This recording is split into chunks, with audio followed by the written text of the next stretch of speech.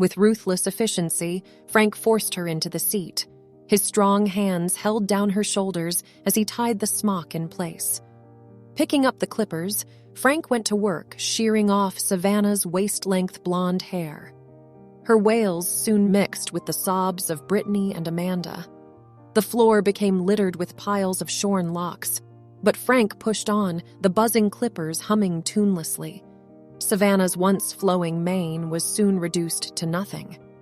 The barber then turned his pitiless gaze to Kayla and Jessica. With Savannah now bald, Frank unfastened her smock. She rushed from the chair into Brittany and Amanda's arms, all three girls weeping.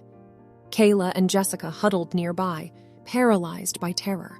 Frank strode towards them, the clippers still buzzing hungrily.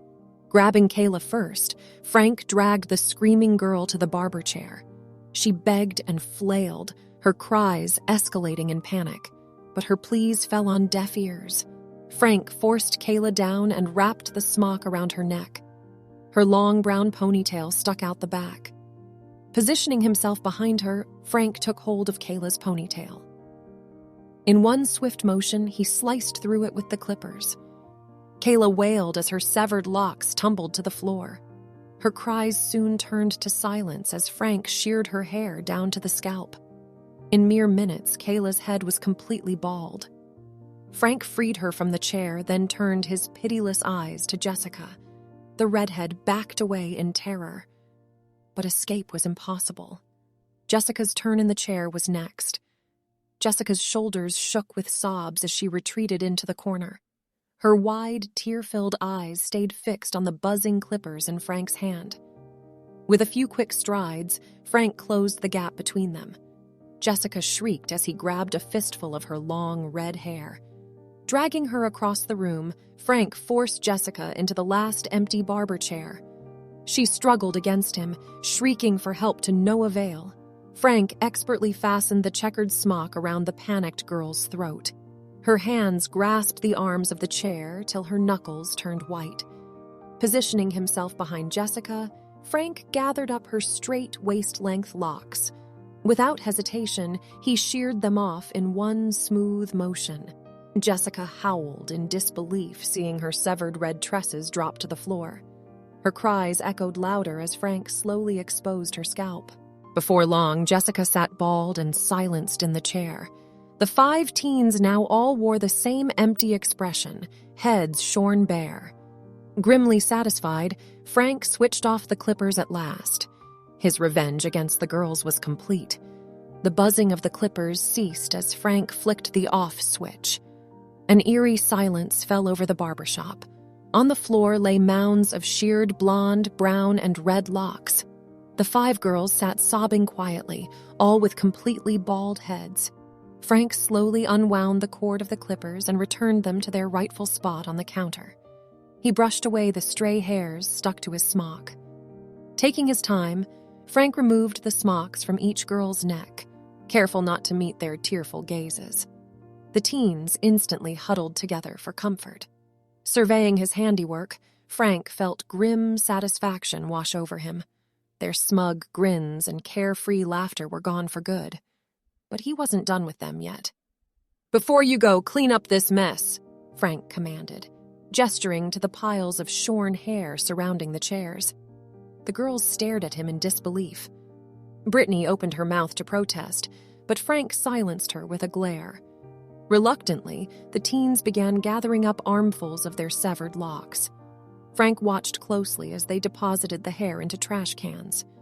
When they finished, strands still littered the floor. "I said clean it up," Frank barked. "Get on your hands and knees." With trembling lips, the girls got down and collected every last hair. Kayla scrubbed the floor vigorously with a brush as the others picked up stray tufts. Frank monitored the girls closely as they scrubbed every last hair from the floor. Only when the tile shone spotlessly did he nod in approval. "Now clean the tools and chairs," he ordered. The girls' shoulders slumped, but they obediently began wiping down the clippers and scissors. Brittany thoroughly cleaned each comb and brush while Amanda disinfected the sinks. Kayla and Savannah sprayed and scrubbed the barber chairs. Jessica gathered up the hair-covered smocks and shook them out over the trash can. The girls then meticulously wiped down every surface. Frank checked their work, running his fingers along each armrest and back of the chairs. Finding no stray hairs or dust, he gave a curt nod. "Please, may we go now?" Brittany begged, her voice hoarse from crying. Her bald head glistened under the bright lights. Frank stepped forward, his expression hard. "If you ever set foot in my shop again, I'll call each of your fathers, and I'll tell them how I had to shave your hair as punishment." The girls gasped, fresh tears pooling in their eyes. They shrank back from the threatening barber. We won't come back, we promise," stammered Amanda, clutching her own bald head. "Please don't tell our dads," Kayla whimpered. "They'd be so angry." The other girls nodded vigorously in agreement.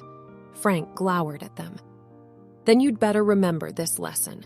If I ever see any of you in here again, the punishment will be severe." The girls huddled close, shaking under Frank's harsh stare. "We'll never come back, we swear it," Jessica cried. The others chorused their desperate promises. Frank said nothing, arms crossed over his chest. After a tense moment, he stepped around the frightened teens and walked to the front door. Grasping the brass handle, Frank pulled the heavy wooden door open. Sunlight streamed into the dim barbershop. "Out, now," Frank ordered gruffly, stepping aside and gesturing at the open exit.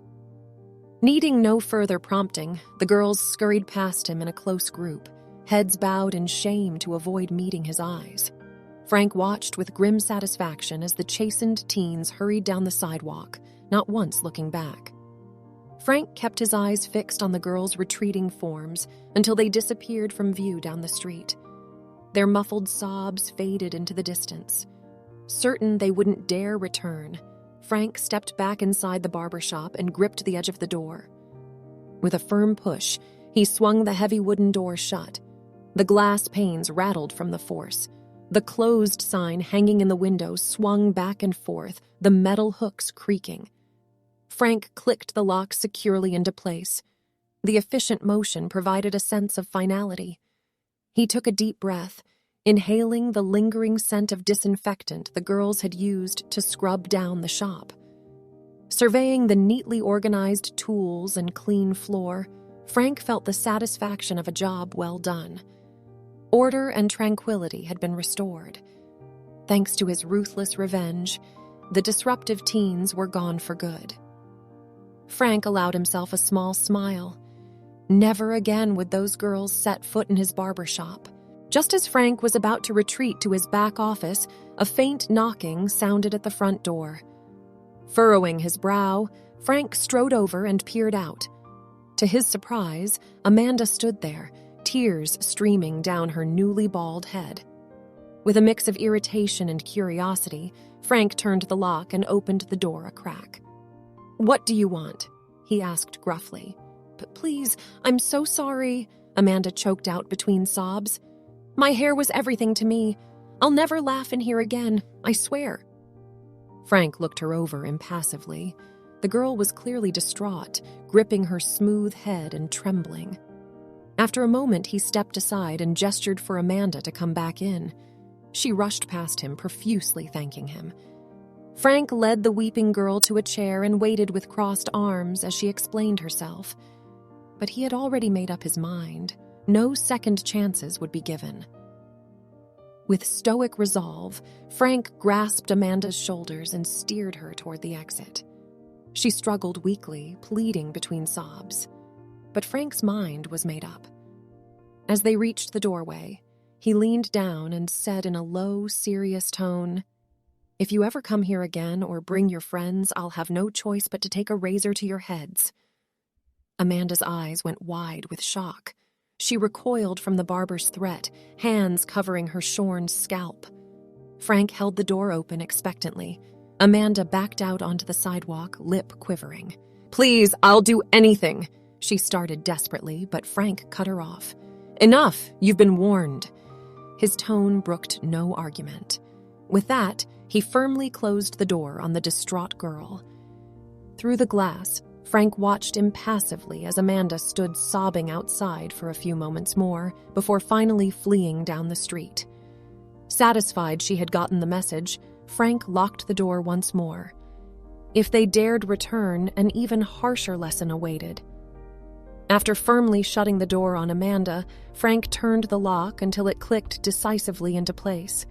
He stepped back, arms folded across his chest as he watched the bald girl through the glass door. She remained hunched on the sidewalk, shoulders shaking with sobs. Eventually, Amanda stood up on wobbly legs. With a final anguished look at the barbershop, she stumbled away down the street. Frank kept his eyes fixed on her shrinking form until she disappeared from view around the corner. Her mournful cries faded into silence.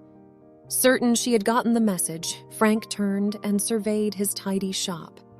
The gleaming tools and swept floor brought a sense of satisfaction. With calm purpose, Frank walked to the front window and flipped the sign to closed. No more disruptions would be tolerated today. Should the girls dare return, he had razor blades ready. But something told Frank that the sobbing, broken teens would not be coming back. His revenge was complete. Order had been restored. With a barely perceptible smile, Frank retreated to his back office, leaving the empty shop in peace at last. Hello, friends. I wanted to take a moment to thank you sincerely for watching my videos and engaging with my channel. Your views, comments, likes, and subscriptions mean the world to me and are what motivate me to keep creating content. If you're enjoying my videos, please consider sharing them with your family and friends. Word of mouth is so important for helping my channel grow, so I'd be grateful if you could tell others about me.